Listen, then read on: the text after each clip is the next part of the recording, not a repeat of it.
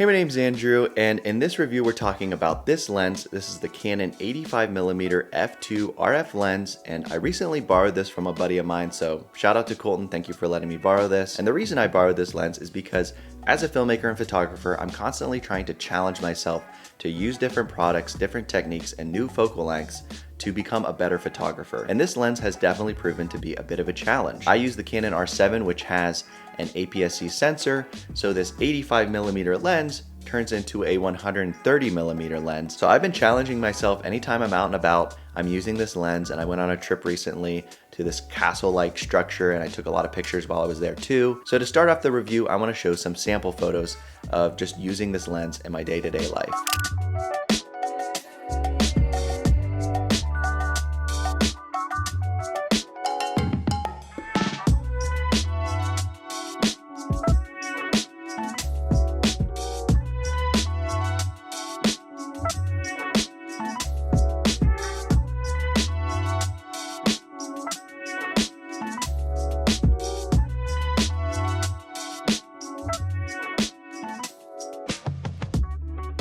So now that you've seen what you're able to capture with this lens, let's do a brief overview of the build of the lens. So there is a focus ring, of course, and that feels nice and smooth and a nice size.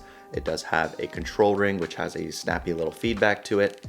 And on the side of it, you have a switch to control the focal distance. If you're going to be doing macro photography, you can switch that one. It does have an autofocus and manual focus switch, and a switch to turn on and off the image stabilization. As far as the size of the lens, it's not too big or bulky. You know, it's about the size of your hand there. And as far as the build quality, this has always been a pet peeve of mine, but Canon uses like the cheapest feeling plastic.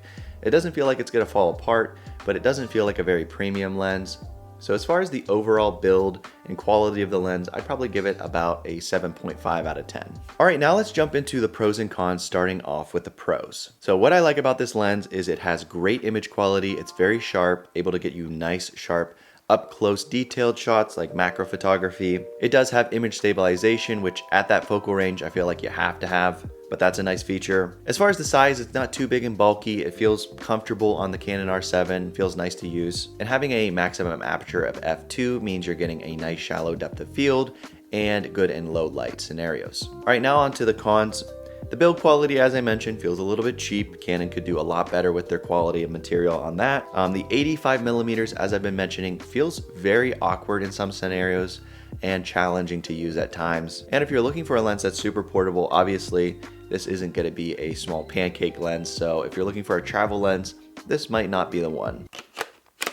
So now on to my thoughts and opinions. So I feel like this lens is a great option if you're looking for something to do portraits or B-roll, if you're looking to get, detailed up close shots, or sticking it on a gimbal and getting some detailed shots further away. I feel like this lens is an excellent B-roll lens.